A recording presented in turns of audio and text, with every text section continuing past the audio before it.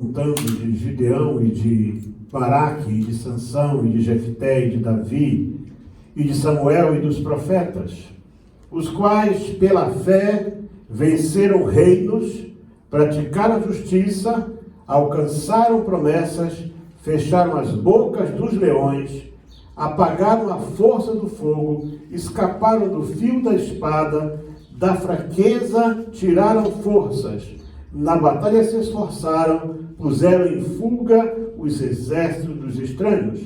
As mulheres receberam pela ressurreição os seus mortos. Uns foram torturados, não aceitando o seu livramento para alcançar uma melhor ressurreição. E outros experimentaram escárnios e açoites e até cadeias e prisões. Foram apedrejados, cerrados, tentados, mortos ao fio da espada. Andaram vestidos de pele de ovelhas e de cabras, desamparados, aflitos e maltratados. E o verso 13 diz assim: todos estes morreram na fé, sem terem recebido as promessas, mas vendo-as de longe e crendo-as e abraçando-as, confessaram que eram estrangeiros e peregrinos na terra. Podemos assentar? Eu quero trazer para vocês uma palavra que o título é Os Desafios e as Fraquezas dos Gigantes. O título poderia sugerir falar dos gigantes que a Bíblia menciona, os quais se puseram no caminho do povo de Deus, mas não é sobre Og, rei de Bazã, que a cama tinha 3 metros de comprimento, uma cama de ferro. É a única vez que você vai falar de uma cama de ferro na Bíblia, é 3 metros de comprimento. Não é sobre os Enaquins ou Anaquins, ou sobre Golias e seus irmãos, que o Espírito Santo nos quer falar hoje, mas sim sobre gigantes da fé. Homens e mulheres escolhidos por Deus para tarefas extraordinárias, os quais, num dado momento de suas vidas, fraquejaram. Todos eles, sem exceção de nenhum. Mas Deus lhes deu graça para se erguerem outra vez e se tornarem os gigantes da galeria dos heróis da fé, conforme relata o autor da carta aos Hebreus, que começa desde Abel, se você tiver o trabalho de ver lá. Felizmente, esses irmãos que eu vou falar não eram obreiros, nem ministros, e nem membros de nenhuma igreja evangélica dos nossos dias. Felizmente não eram. Pois, caso contrário, porque se fossem, os líderes dessas igrejas os teriam execrado publicamente. Teriam manchado a honra deles. Teriam levado a cartão de membro deles, a ficha, para frente e lido qual era o pecado. Isso aqui está expulso da igreja. Não é mais membro da nossa igreja. Suas vidas teriam sido destruídas. Eles acabariam sozinhos e entristecidos, como tem acontecido muitas vezes. Muitas vezes. Porque parece que é um prazer mórbido, um prazer mortal, por parte dos cristãos, de se deliciarem com a queda, com os fracassos e as desgraças dos seus irmãos. Assim, aquela coisa de logo telefonar, de avisar, você já sabe da última? Não sei, não quero saber, tenho raiva de quem sabe. E eu vou começar por um homem que é um exemplo de fé. Abraão, o gigante da fé, que mentiu para salvar sua vida, mas não aceitou as riquezas de Sodoma. Tem muita gente boa aí que se vangloria de que é o top do top e está vendendo o seu ministério por riqueza de Sodoma. Este gigante da fé, Abraão, referenciado pelas 3 maiores religiões da terra, ele é respeitado por judeus, muçulmanos e cristãos. Ele é considerado o pai dessas 3 grandes religiões. Interessante, né? E os 3 não se cheiram, né? Está sempre querendo morder um ao outro. Este gigante, juntamente com Moisés, considerado o maior missionário do Antigo Testamento, ele mentiu 2 vezes para salvar a sua vida. Ele preferiu entregar a sua esposa na mão de estranhos. Ele entregou Sara no Egito na mão de Faraó. E não há nenhum fato bíblico assim que nos diga que Faraó não a tomou como mulher alguma noite, só que sabe que eles sofreram lá. Tiveram hemorroidas, as mulheres ficaram todas estéreis, porque também você não sabe quanto tempo Abraão ficou no Egito. E depois, quando ele chegou lá em Gerar, entregou a mulher para o Abimeleque outra vez, dizendo que ela era irmã dele. E aí, nessa aí eu sei que não teve nada, porque Deus falou com o Abimeleque: olha, Abimeleque, essa mulher tem dono. Se tu tocar nela, eu vou mandar uma praga aqui que nunca mais é domingo para vocês. E o Abimeleque então ficou esperto e foi lá e entregou a Sara para Abraão. Mentiu. Imagine vocês o que aconteceria se um pastor fosse apanhado, um líder, publicamente numa mentira dessa. Esse homem ia ser jogado no lixo, no mínimo. Mas no capítulo 17, embora você não encontre Deus, em nenhum momento Deus chamou a atenção de Abraão. Você vê que no capítulo 13, que é a continuação desse primeiro episódio, ele permanece, portanto, na promessa. No capítulo 15, Deus fala para Abraão: eu sou teu escudo e o teu galardão. Mas no 17, Deus fala para ele assim: eu sou o Senhor, eu sou o Deus Todo-Poderoso, anda na minha presença e ser perfeito. Eu vou colocar uma aliança, eu vou fazer uma aliança entre mim e você, e vou te multiplicar muito. Não tinha nenhum filho ainda. Então você vê, por exemplo, em Gênesis capítulo 11, Gênesis 12, verso 11 a 20, e em Gênesis capítulo 20, verso 1, que ele mentiu descaradamente para poupar a sua vida. E fraquejou. Por causa da mentira dele, pessoas sofreram no Egito, pessoas sofreram lá em Gerar.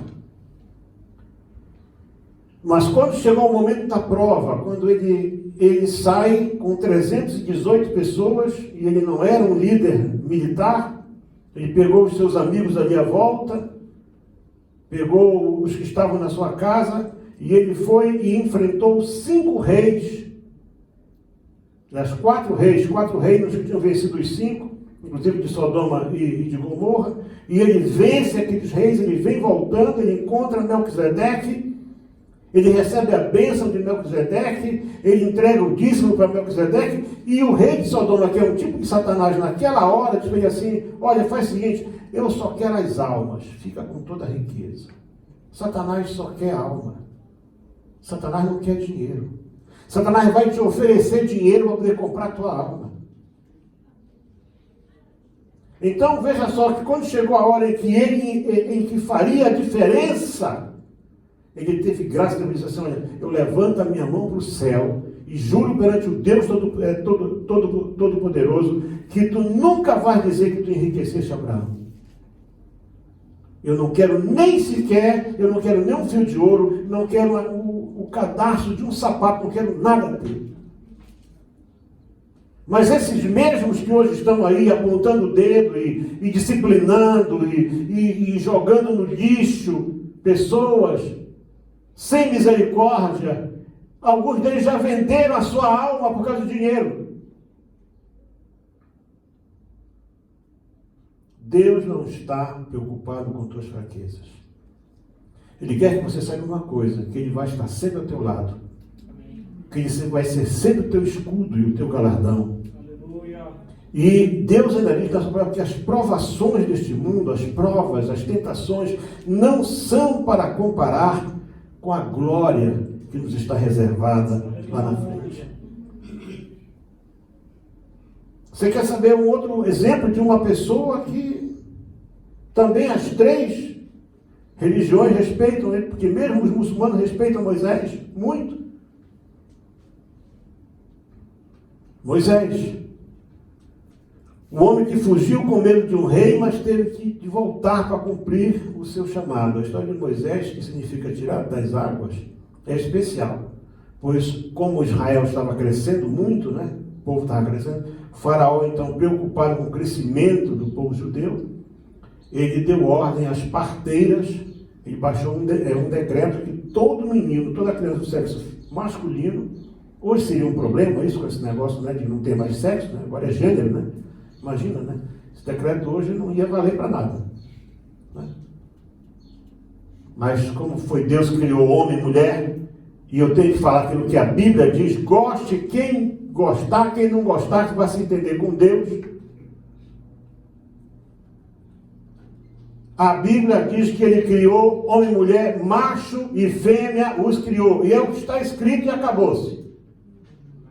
E o faraó, por causa disso, disse assim, olha, mata tudo que é menino. Mas ele foi escondido por sua família por 3 meses. Talvez por causa, né? Comecei a crescer, choro alto. Menino não chora igual a menina, é diferente o choro. E aí os seus pais fizeram um cestozinho de vime, calafetaram bem com betume, que é abundante naquela região, era pelo menos, né? E jogaram no rio Nilo, confiados no milagre. Porque quando não nos resta mais esperança em nós mesmos, que enquanto tem dinheiro, a pessoa tem medical, tem tudo, tem hospital, a pessoa vai, né? Quando não tem mais nada, aí lembra que Deus é Senhor do céu e da terra. E eles esperavam o milagre. E o milagre veio. Ninguém menos do que a filha de Faraó estava lá. Uns dizem que era irmã. A Bíblia fala que era filha. Não sei onde foram buscar que ela era irmã, quando a Bíblia diz que ela era filha de Faraó. Filha. Então ele tinha uma filha. Não, diz que ele tinha um filho. Diz que ele tinha uma filha. E diz que ele foi... A moça viu, ela foi tomar banho no Nilo, né?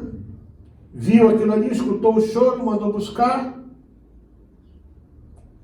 Pelo manto identificou que era uma criança hebreia. Portanto, a ordem do pai era matar. Mas era filha do faraó. Ela criou. Ele foi criado como um príncipe no Egito. Mas a Bíblia nos diz aqui, isso tudo é o que vai fazer a diferença. Não é a tua fraqueza. O que vai fazer a diferença é a tua decisão. Aqui no mesmo capítulo 11 de Hebreus, quando você pega lá, nos versos 23 a 27, eu vou abrir minha Bíblia com você. Hebreus capítulo 11, 23 a 27, para você ver a riqueza que é isso aqui. Você vai ver o quê? Você vai ver que nesse momento, Moisés tomou uma decisão na sua vida. Ele diz aqui assim a palavra do Senhor.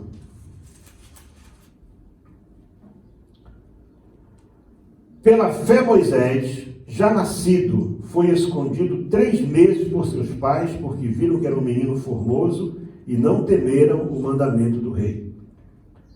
Escolhendo antes ser maltratado com o povo de Deus, do que por um pouco de tempo ter o gozo do pecado, tendo por maiores riquezas o vitupério de Cristo que os tesouros do Egito, porque tinha em vista a recompensa. Pela fé deixou o Egito, não temendo a ira do rei, porque ficou firme, como vendo o invisível. Então, meus amados irmãos, quando foram acusar Moisés, disseram, aquele judeu ali, aquele hebreu, matou um dos nossos. Já era agora uma questão, né? Uma questão não só cultural, mas uma questão racial também.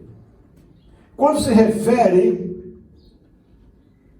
a Moisés, Deus fala para ele, para Arão e Miriam, que ele era o homem mais manso da terra.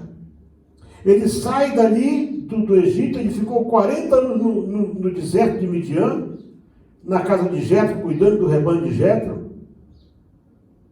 que não era um rebanho assim tão grande, acostumado para poder, quem sabe, Deus levou para ele poder aprender o que era o deserto, a vida do deserto. Aquela foi uma grande escola para ele.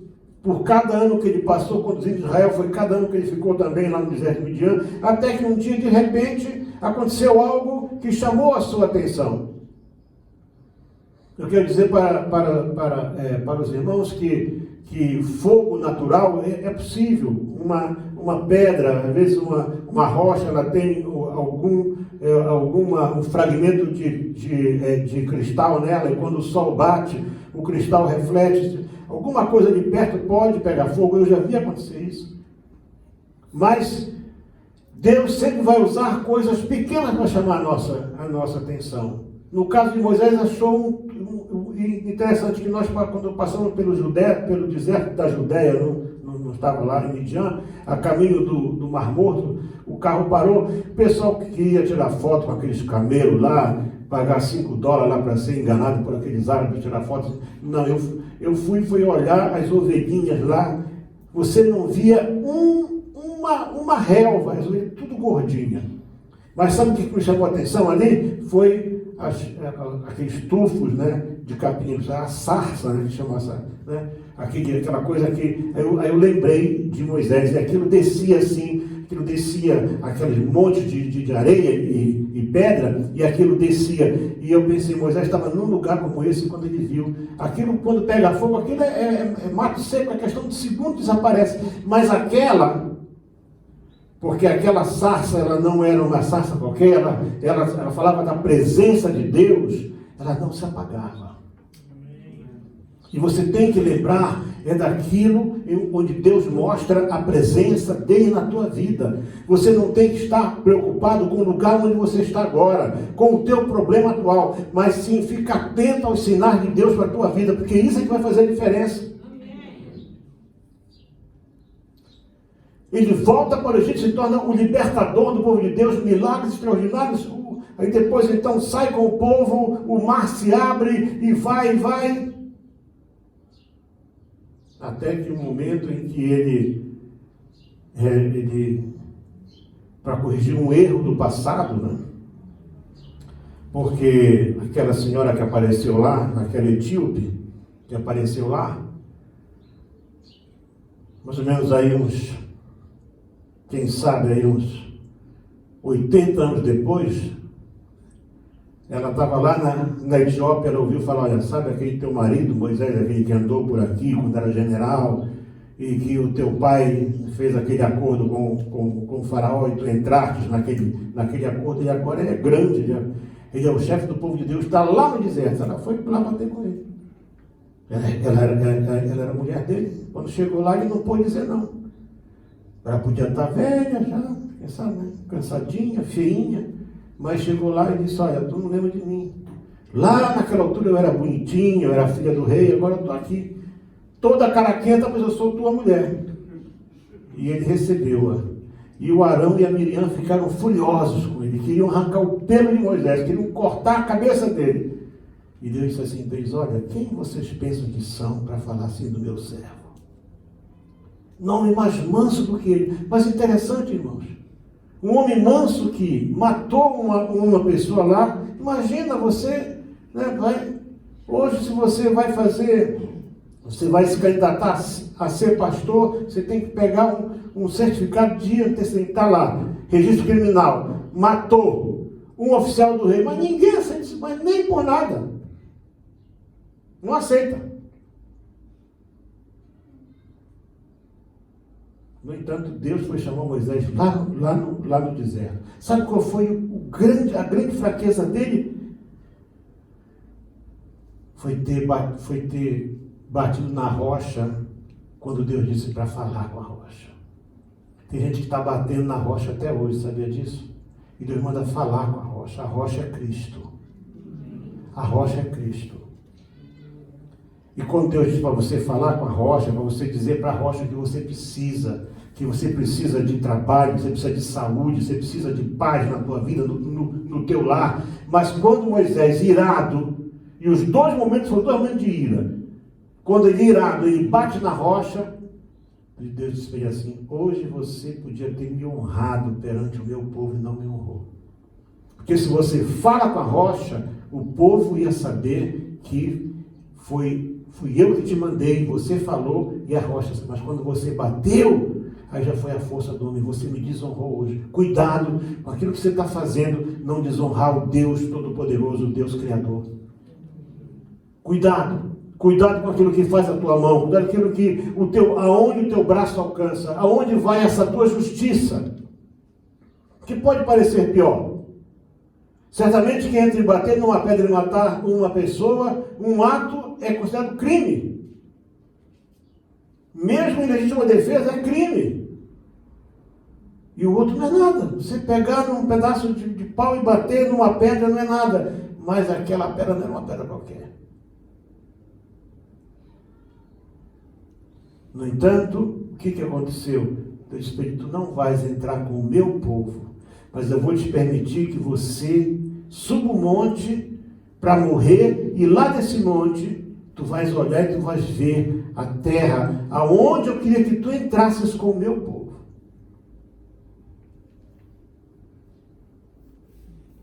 Cuidado para você não perder a chance de entrar na terra prometida. Vou falar de um homem forte agora, Sansão, o nazireu de Deus, que perdeu a força, a liberdade e a vida por causa de uma mulher. A história de Sansão, um dos juízes de Israel, começa no capítulo 13 de Juízes. São 5 capítulos dedicados somente à história de Sansão. Interessante. Quando Deus manda um anjo falar com a mulher de Manoá, ela era estéril. E é interessante, né? Deus mandou um anjo falar com Maria. E Deus mandou um anjo falar com a mulher de Manoá. E lhe promete um filho. Se tem na Bíblia a história de uma pessoa escolhida por Deus, desde o ventre, e que mostra que Deus é imutável, Deus não volta atrás nas suas escolhas e nas suas decisões. Essa história é de Sansão. Seus pais, preocupados com aquela promessa, imagina, eles eram pessoas de idade, iam ter um filho, não diz que eles tiveram outros filhos, iam ter um filho. Então, hoje disse: olha, esse que vai nascer, ele é nazireu de Deus, portanto, você nem chega perto de vinho nem bebida forte para ela.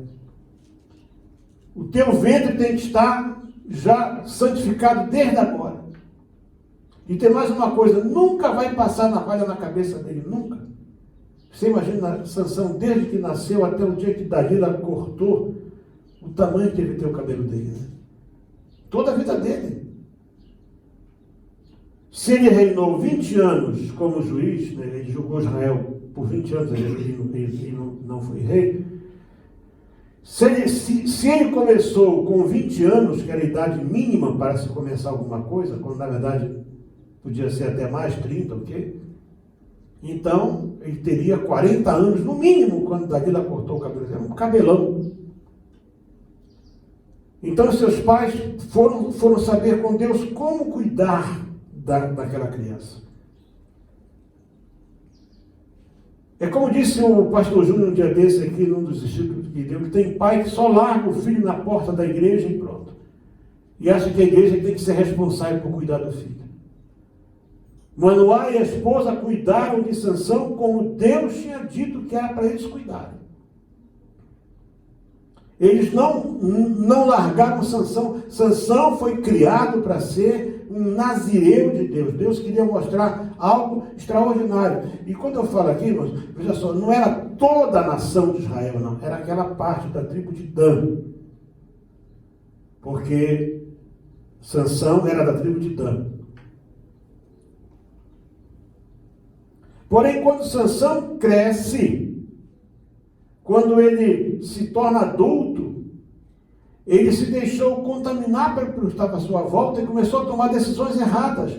Você observa, se você fizer um trabalho, chegar em casa e ler a história de Sansão, você vai ver que os erros dele todos foram provocados por casamento errado, namoro errado. E sempre Deus mostrava, um dia diz que ele estava lá em Gate, né? Em umas pessoas falam Gaza, mas é Gate, ou Gaza é a mesma região.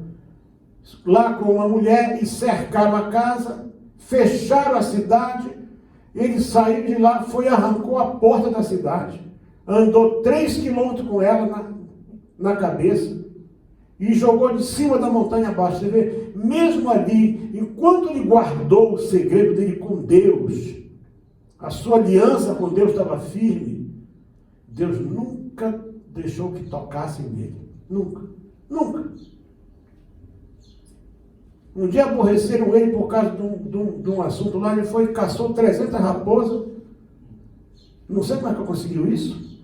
Amarrou uma na outra, amarrou uma tocha na cauda e soltou. E ele era um brincalhão, né? Queimou os campos dos filisteus todinho. Quer dizer, Sansão fez um estardalhaço. Ele era o terror daquela gente aí. Mas, lamentavelmente, teve um dia em que ele fraquejou e contou o seu segredo. Se você tem segredo com Deus, guarde o segredo. Aquilo que Deus revelou para ti, algo que é pessoal entre vocês, você não tem que estar falando para ninguém. Às vezes nós perdemos por causa de falarmos demais. Tem segredos, tem coisas que... Aquilo era um segredo de Deus com ele. Mas na hora que ele abriu mão desse privilégio, ele foi aprisionado. E o último ato de misericórdia de Deus para ele foi quando ele estava lá. Eu li hoje, mas eu fiquei tão triste quando eu li de novo, dizendo que o povo lá, 3.000 pessoas lá naquele templo de Dagon, bebendo e tal, e Sansão brincando no meio deles. Não sei que brincadeira. Eles fizeram Sansão de palhaço. Daí ele disse, traz para poder brincar. Ele diz a Bíblia que ele estava brincando no meio. Não sei que brincadeira era essa. Não sei se era para ganhar tempo, mas quando amarraram Sansão nas 2 colunas que sustentavam o templo, ele clamou a Deus e disse, Senhor, só mais uma vez, me dá a tua força. E é muito importante quando mesmo você estando lá embaixo, os inimigos triunfaram, você falhou, você perdeu, não perca a fé. Saiba que Deus continua no mesmo lugar onde você falou com ele a última vez, ele continua lá. Aleluia. E quando ele gritou, Senhor, mais uma vez só, a força veio. E ele teve uma morte honrosa.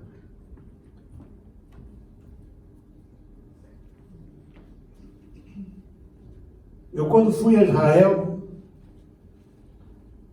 há um lugar que dizem que ali é o lugar do túmulo de Davi, eu não vi nada lá, só vi uma você não tem nem ideia, é só uma pedra preta, assim, uma coisa ali, né? Acho que é o túmulo de Davi. Aquilo é peregrinação o dia inteiro ali.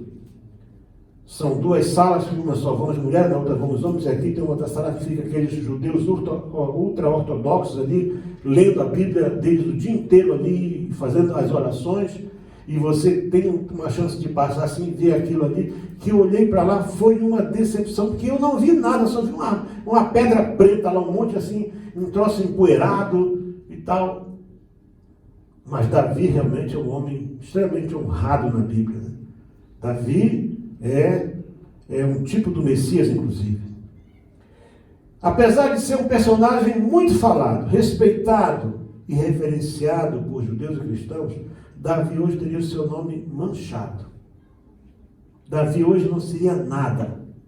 A ficha de membro de Davi em qualquer igreja, ela ia ter uma tarja preta assim, ó, de cima e embaixo assim, e escrito excluído por adultério. Porque ele fez uma coisa terrível. Se você tiver o trabalho de tomar nota em 2 Samuel, capítulo 11, do verso 1 ao verso 5, depois do 15 ao 17, depois do capítulo 12, você vai ver como o pecado de Davi com Batseba, ele é bem descrito, ele é escrito com detalhes. E aí quando Batseba ela se apanha grávida, ela fala para ele, olha, eu estou grávida. Ele manda chamar o Urias para poder tentar encobrir o seu pecado. E quanta gente que está aí com cara de santo, tentando encobrir o seu pecado. Pecado não se encobre. Pecado tem que ser confessado para poder ser perdoado. E Urias, que era um homem leal, Urias é um homem leal. Veio lá, o rei fez um banquete para ele. Agora vai para a tua casa, vai lá.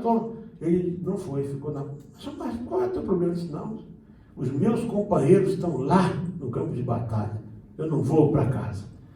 Aí o rei pensou, poxa, esse camarada aqui é diferente. Disse para o Joabe, como é que está a guerra? Está feia lá. Põe ele bem na frente. Quer dizer, ele era para pedir para ele morrer. E ele morreu mesmo. Quer dizer, ele cometeu mais do que um pecado, ele cometeu um crime. Ele foi responsável pela morte de um homem limpo, de um homem correto. Deus manda Natã falar com ele, a mulher ficou grávida. Natã vai falar com ele, Natã conta lá uma história, lá enfeita lá coisa, conta lá, faz um floreio, e o Davi levando o trono, esse homem é digno de morte. Ele mesmo deu a sentença para ele. Pois é. E o Natã disse, esse homem é você. Aí ele caiu de joelho e pediu perdão. Mas Natã disse assim, é verdade, Deus já te perdoou, só que essa criança não vai viver. Ei, você que me ouve à distância, o resultado do teu pecado, Deus diz que o salário do pecado é a morte. Aquilo que você ganhou com o pecado, não pense que você vai conseguir iludir Deus. Pode ser dinheiro, pode ser o que for. Não vai para frente. Com engano, não vai para frente. Mas Deus mostrou que ele tinha perdoado, porque quando Deus vê sinceridade, Davi sofreu, teve rebelião na sua casa. O seu filho Absalão, aquilo que ele... E Natã disse, aquilo que tu fizeste escondido, Deus vai fazer, Deus vai mandar fazer a luz do dia. Quando Absalão se rebelou contra ele, foi colocada uma tenda na frente do povo, e diz que Absalão possuiu todas as concubinas de Davi, à vista do povo. Esse Absalão era um tarado mesmo, camarada, não prestava não. Coisa ruim. Mas Deus mostra misericórdia, né? Aí nasce Salomão. E sabe que quando nasce Salomão, Betseba dá para o nome de Salomão, e Natã vai fazer a apresentação. Natã chama para ele de Gedidias. Está na Bíblia isso aí. Sabe o que dizer Gedidias? Hein? Aquele que é amado por Deus. Então, todo aquele horror que Davi cometeu, Deus perdoou e aceitou Salomão. Mas teve uma outra falha de Davi, que não parece nada, irmão Macaia. Não parece uma coisa simples, Marcos. Davi chama o Joabe e diz, Joabe, conta ao povo. O povo de Deus só podia ser contado pelos sacerdotes quando Deus mandava contar. Porque o povo é dele. Olha, Joabe, se você lembra, você vai ver que Joabe era um camarada que era intragável. Joabe não era de se confiar, não. Joabe não era mesmo. Mas o Joabe ficou tão constrangido, diz assim, olha, Deus multiplique por milhares o teu povo. Mas não faz isso, Davi. Deus não quer isso, Davi, para ti. Eu quero saber o tamanho do meu exército. Joabe foi, e Joabe ainda deixou de fora Benjamim e a tribo de Levi, que era dos sacerdotes. E contou que o exército, porque era o exército, era só homens, não contava mulheres, homens, de 20 anos para cima, 1.100.000. Era muita gente. Quando acaba de contar, diz que aquilo fez um rebuliço no céu, e Deus mandou castigar Israel todinho. Natã vai outra vez com Davi, fala assim, Davi, tu cometeste um pecado terrível, e Deus mandou você escolher 3 meses fugindo dos teus inimigos, outra vez, ou 3 dias, com Deus mandando juízo. E Davi falou, caiu nas mãos de Deus. Mas mesmo assim, morreram 70.000 pessoas. Que fracasso. Que fracasso.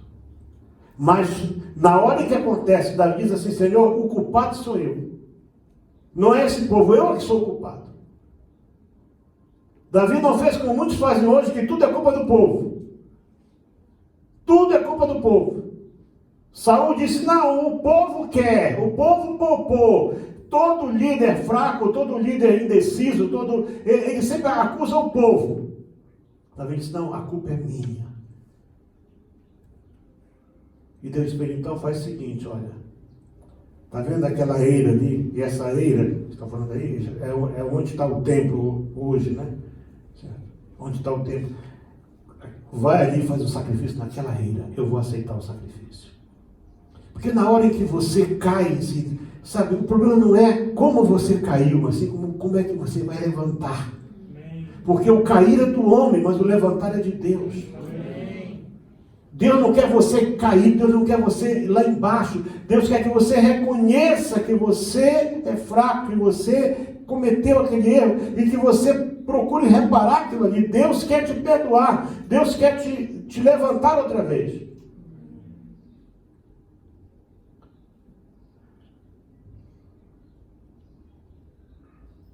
O texto é longo, está em 1 de Crônicas, capítulo 21, do verso 1 até o verso 14. E a última frase é essa, mandou, pois, o Senhor a peste a Israel, e caíram de Israel 70.000 homens, por causa de mandar contar. Mas, gente, desde quando o censo demográfico é pecado? Mas Deus não queria. Deus não queria. Eu passei por uma experiência dessa em 2006. Nossa igreja estava com 10 anos, mais ou menos, crescendo muito.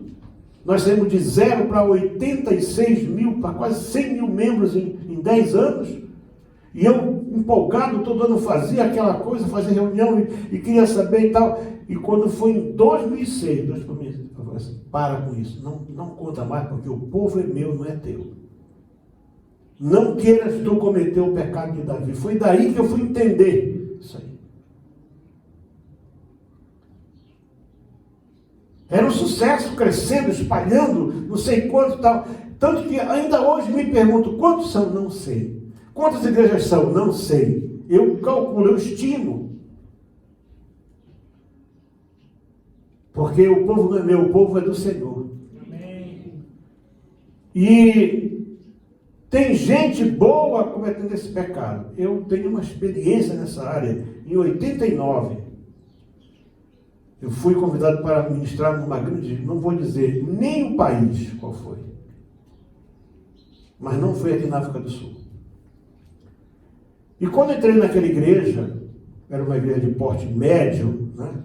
Um tempo talvez para umas 2.000 pessoas, e me chamou a atenção um letreiro assim, grande, daqueles que a letra sai, ela parece estar assim, correndo assim no tempo, né? Aquelas frases, estava assim, hoje já somos 4.600 e tal, e aquilo mudava quase de minuto a minuto, a membresia. Igreja avivada, o pastor era um pregador famoso, pregava, o homem, Deus usava para fazer milagres, pregava aqui, ali, acolá, pregava em muitas partes do mundo.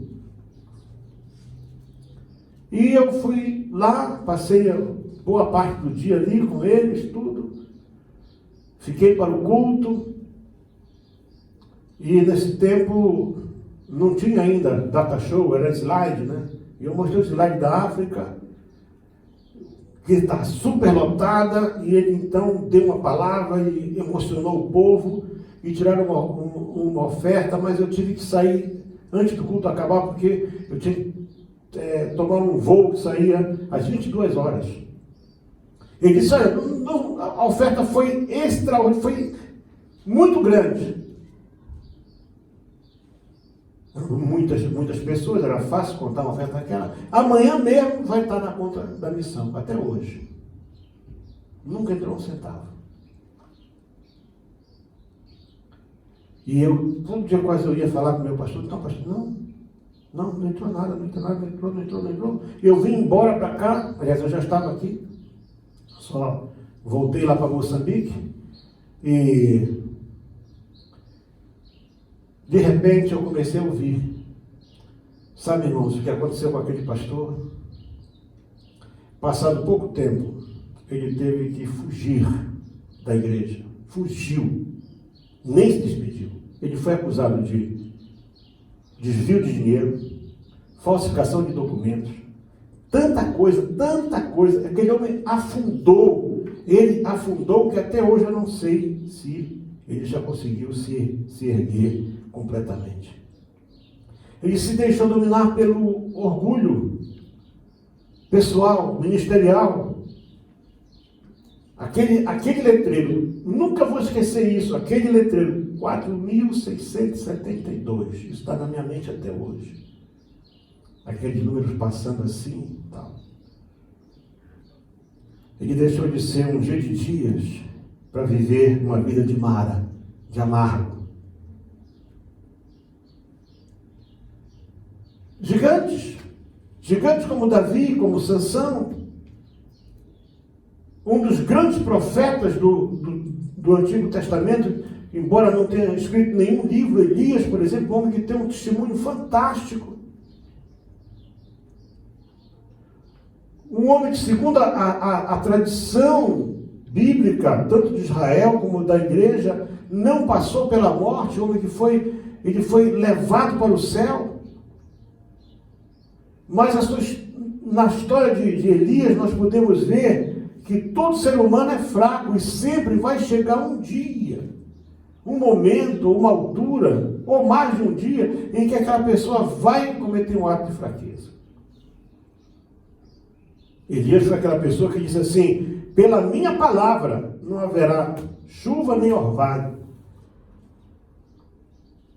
Lá em Reis capítulo 1, 1 de Reis capítulo 18, ele diz assim: manda reunir todo Israel. Ele estava lá no monte, ele já tinha orado, ele já tinha, ele estava no monte para poder orar, ele chamou o Acabe para subir o monte com ele, Acabe foi comer e ele foi orar. Ele diz assim: olha, manda trazer todos os sacerdotes de Azera, de Baal, tudo que está aí.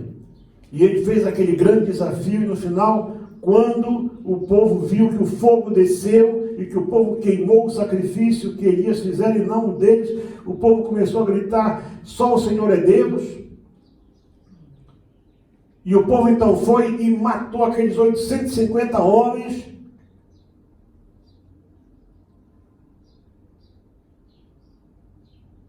Isso tudo foi lá no Monte Carmelo.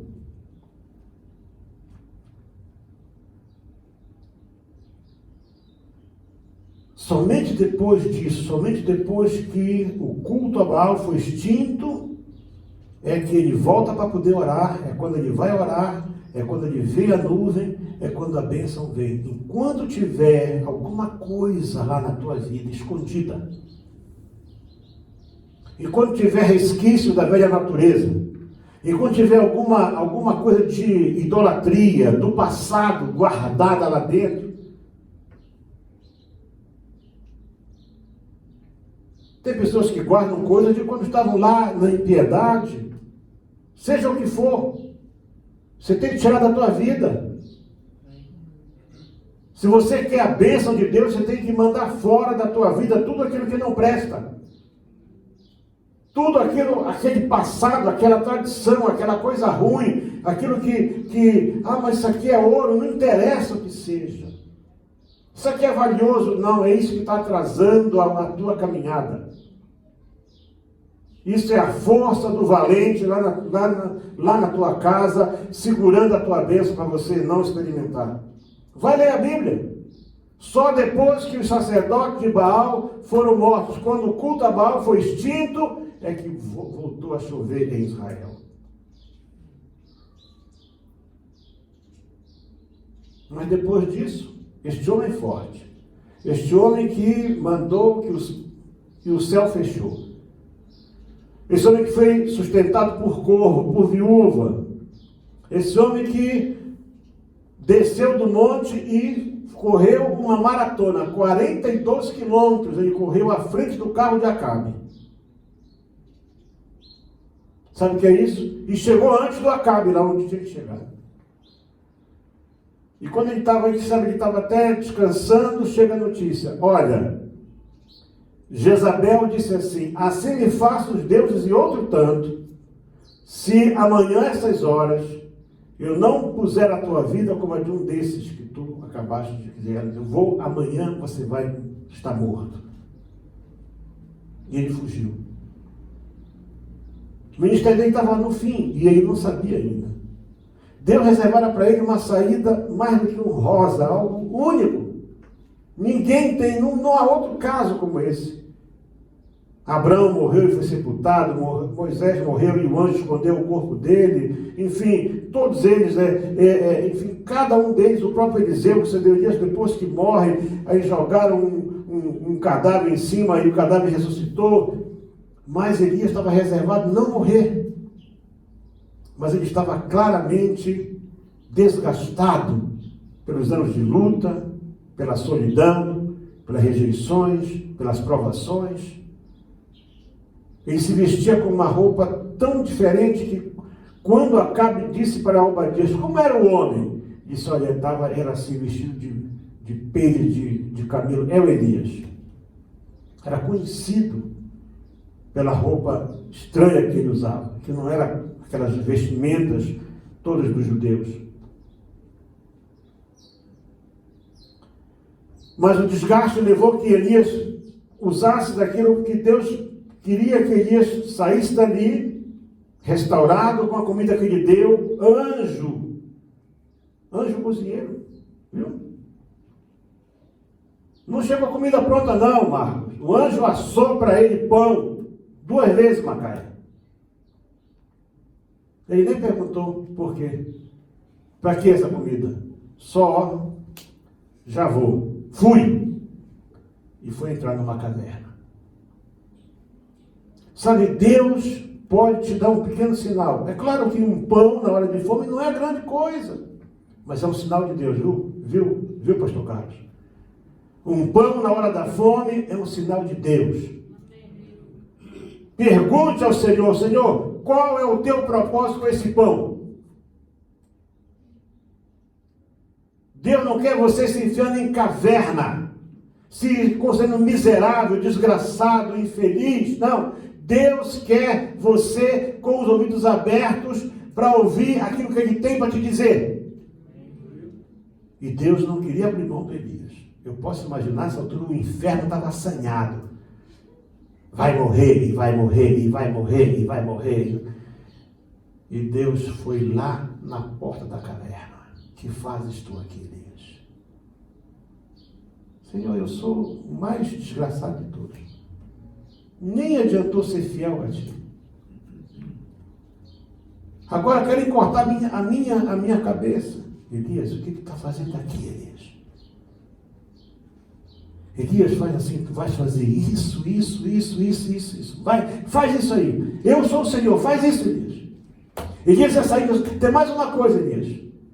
Lá em Israel, tem 3.500 pessoas, porque 7.000 joelhos, que eu saiba, cada pessoa tem 2 joelhos, né, irmão Macaé? Então, 7.000 joelhos tem que ser 3.500 pessoas. Vai ter uns estudiosos que vai lá, 7.000 homens, não, era 3.500 homens. Porque até onde eu sei, perneta não entrava lá no templo, ninguém com lesão podia entrar no templo, não podia entrar. Tudo tinha que ser bonitinho para Deus.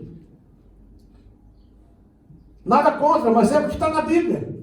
Então, 7.000 joelhos, 3.500, com os quais eu nunca falei, nem nada, não são profetas, eles nunca aceitaram Baal. Você não é único, não. Faz o que eu quero. Deus trouxe Elias de volta.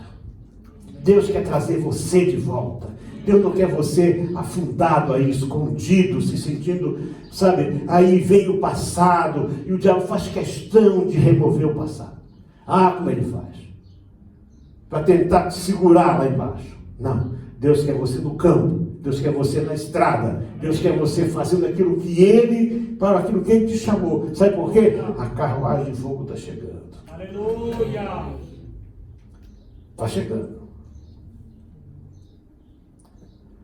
Já vou concluir com o homem que é talvez o mais admirado no Novo Testamento depois de Jesus, que é Paulo, o apóstolo dos gentios. O homem que, se você observar o Novo Testamento, as revelações de Paulo, que ele traz nas cartas que ele escreveu, extraordinárias. Mas agredido e esbofeteado por um mensageiro de Satanás.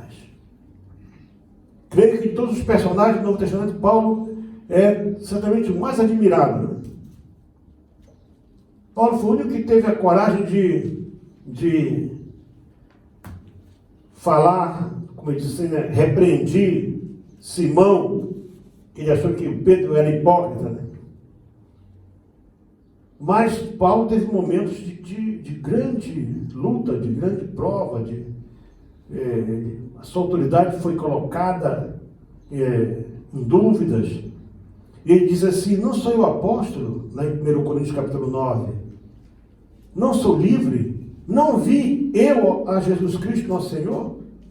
Vocês não são fruto do meu trabalho? Se eu não sou apóstolo para os outros, ao menos, porque havia aquela coisa, né?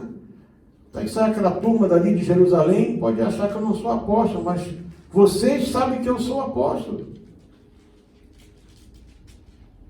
Não temos nós direito de comer e beber como qualquer pessoa.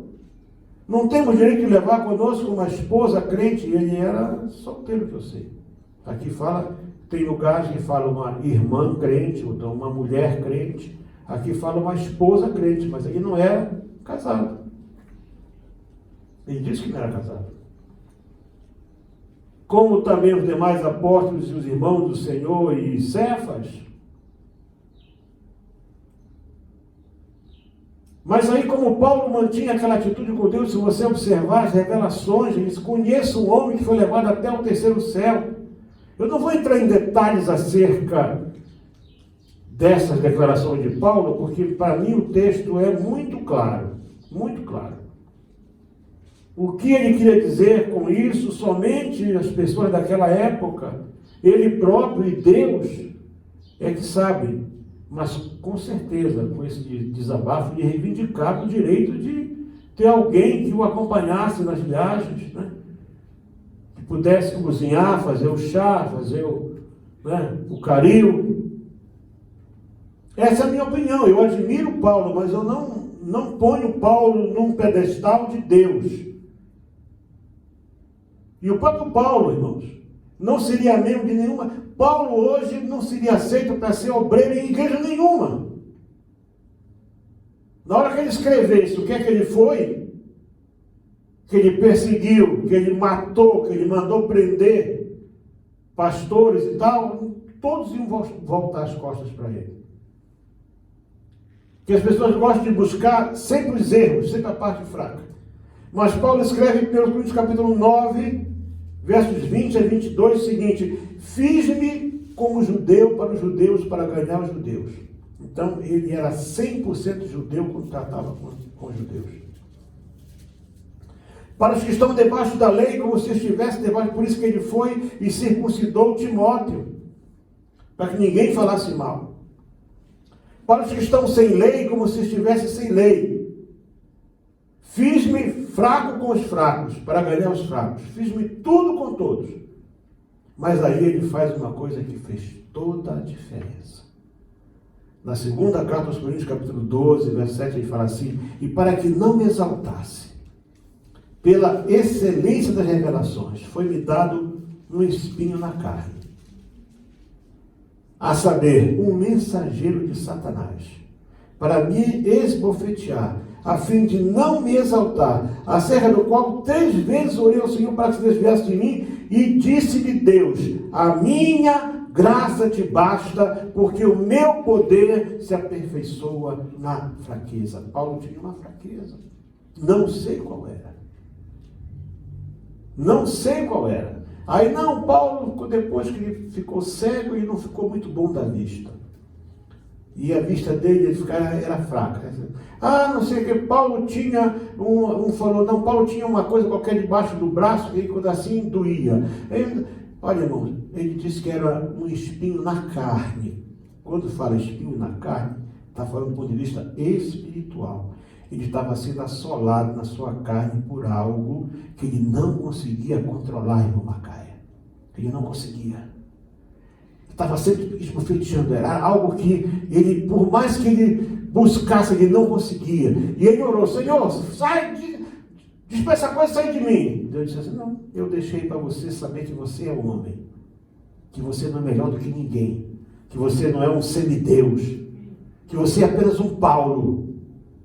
Você sente essa fraqueza? Sinto. Então, é por isso que o meu poder em ti é grande, porque o meu poder se aperfeiçoa não na grandeza do homem, mas sim na fraqueza. Aí Paulo diz assim, por isto, de boa vontade, pois me gloriarei nas minhas fraquezas. Aqui ele parou de pedir para que o espinho da carne saísse e confiou na graça de Deus. Vamos estar de pé, irmãos. Você precisa entender que mas tal coisa, isso é castigo. Não. Presta atenção numa coisa. Deus não vai andar por aí com um chicote na mão para bater em ninguém. Deus é Deus. Deus não quer você desgraçado. Deus não quer você na lama. Deus não quer você de rastro no chão. Se você errou, só não venha contar história. Só não venha querer dourar a pílula. Porque pílula pode ser dourada por fora e amarga por dentro. Você precisa reconhecer o senhorio de Cristo na tua vida. Essa afirmação do apóstolo é muito séria e muito forte. E precisa ser analisada. Ele diz assim, por isso quando estou fraco, quer dizer, quando eu me sinto fraco, então, segundo Deus, é aí que eu estou forte, porque ele disse para mim que o poder dele se aperfeiçoa na minha fraqueza. Para concluir essa mensagem, eu quero voltar mais uma vez ao texto inicial. Os quais, pela fé, venceram reinos, praticaram a justiça, alcançaram promessas, fecharam as bocas dos leões, apagaram a força do fogo. Está falando de Daniel, dos amigos dele, que já foi mencionado hoje. Escaparam do fio da espada. Foram apedrejados, cerrados. Segundo a tradição bíblica, Isaías foi cerrado ao meio por Manassés. Aquele filho que veio uns 15 anos depois de Ezequias. Todos estes morreram na fé. Eles não viram, mas eles creram. Por exemplo, aquela profecia que a pastora falou ainda há pouco de Deus acerca de Ciro. Ciro só foi nascer 150 anos depois dessa profecia. Ciro não era nem os pais de Ciro existiam ainda. Mas eles já eram escolhidos, eles já eram ungidos de Deus. Ungido quer dizer separado, escolhido. Talvez ele nunca ouviu essa profecia, ou talvez ouviu.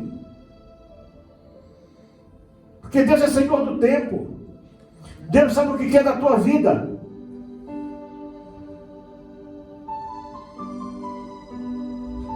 Eles sabiam que não eram fortes. Eles sabiam que não eram gigantes.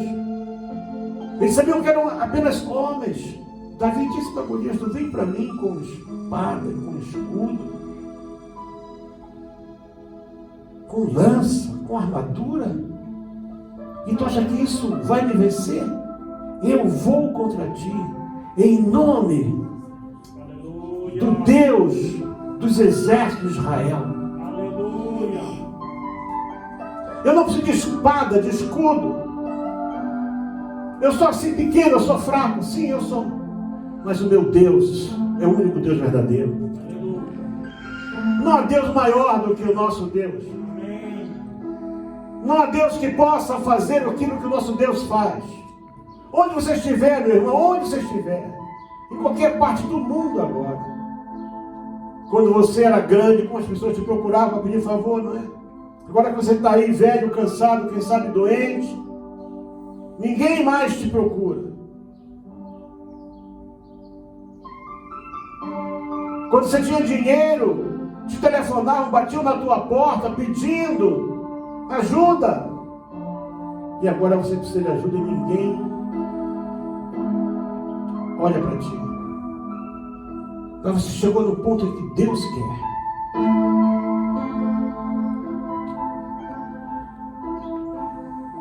Jó não se tornou grande quando ele era fiel. Ele se tornou grande quando ele estava lá, rapando a pele com um caco de telha. E disse assim: Deus deu e Deus tirou. Louvado seja o nome do Senhor. Aleluia. É na fraqueza que ele vai mostrar a força dele. Amém. Deus é especialista em abrir portas fechadas. E se não tiver porta, ele vai fazer uma. Eu não sou forte. Você também não é forte. Mas o nosso Deus é refúgio e fortaleza e socorro presente na hora da angústia. Por isso eu direi do Senhor: Ele é o meu Deus, Ele é o meu Senhor, Ele é o meu libertador. É isso que importa.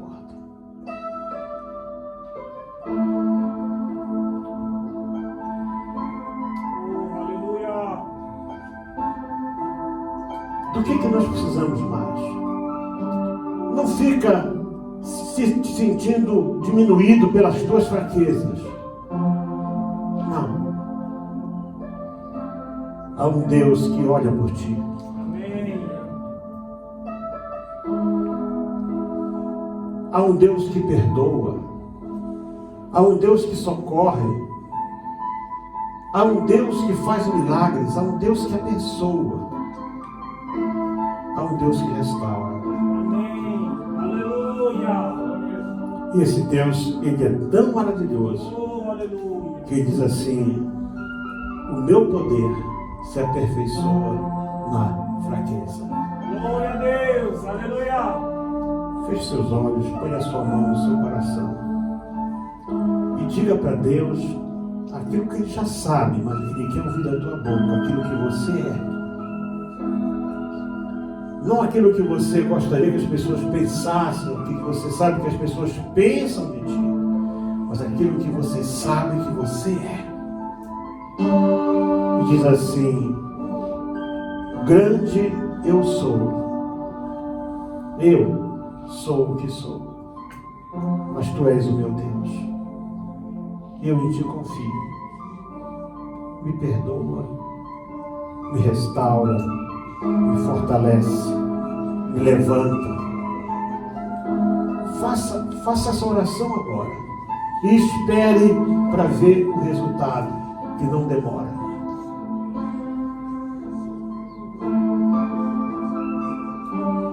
Eu vejo Deus indo em busca do homem. Eu vejo um Deus que foi falar com o primeiro assassino da terra, dando ele a chance de se arrepender. E vejo um Deus porque Elias caminhou 42 quilômetros na frente de Acabe, mas quase 800 para se meter na caverna da escuridão. E Deus foi lá, porque para Deus não existe espaço. Não tinha mais ninguém para ir lá. É esse Deus que está te falando agora, dizendo: eu vou na tua casa, eu vou lá no teu quarto, eu vou lá na tua empresa, eu vou no teu carro.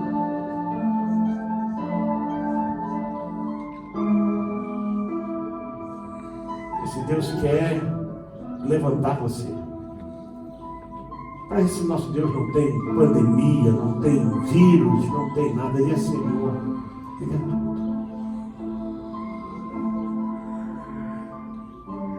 Chamar a pastora Nádia para essa parte final. O Senhor Jesus para todos. May the peace of the Lord Jesus Christ be with you all. Okay? Há mais ou menos um mês atrás, About a month ago, estivemos aqui we were here in this exactly e fizemos place, uma reportagem acerca do estado que ficou o templo and we did a report about how the temple was, the status of the temple após os ciclones que aconteceram. after the cyclones that occur in this area. Naquela altura nós fizemos contato com um vizinho que ele fabrica blocos. Then we made a contact with a neighbor that used to make blocks, bought 500 cement E blocks, fornecemos 15 sacos de and cimento. we also gave 5 cement. Quando bags. foi feito então já os alicerces. And then we have done the foundation. E isso aqui que vai ser, nós confiamos em Deus So we trust in the Lord que até outubro, novembro desse ano, that until perhaps October this year, nós teremos aqui um templo totalmente we construído. might have a temple that is being built. Não fazemos campanha para construir We also templos. don't make campaigns to build temples. Com as sobras do maná. With the leftovers of the manna. Então você entenda o seguinte, So I want you to understand the quando following. você não tem um orçamento para algo, When you don't have a budget for você tem something, que contar com sobras. you have to count with the leftovers. Por que sobras do maná? Why the leftovers of the Porque manna? o maná caía todos os dias. Because manna used to fall De down every segunda day, a from sexta-feira. Monday to Friday. Então, é assim que a gente vai trabalhando. So this is how we work. Aquilo que entra, Whatever comes in vamos these juntando days, pouco a pouco we get a little bit here, a little bit para there, poder tornar esses sonhos and realidade. then we turn these dreams into reality. E estamos construindo 4 templos. Right now, at this moment, we're building 4 temples, 5 templos. 5 temples. 2 deles estão praticamente 2 terminados. of them are almost done.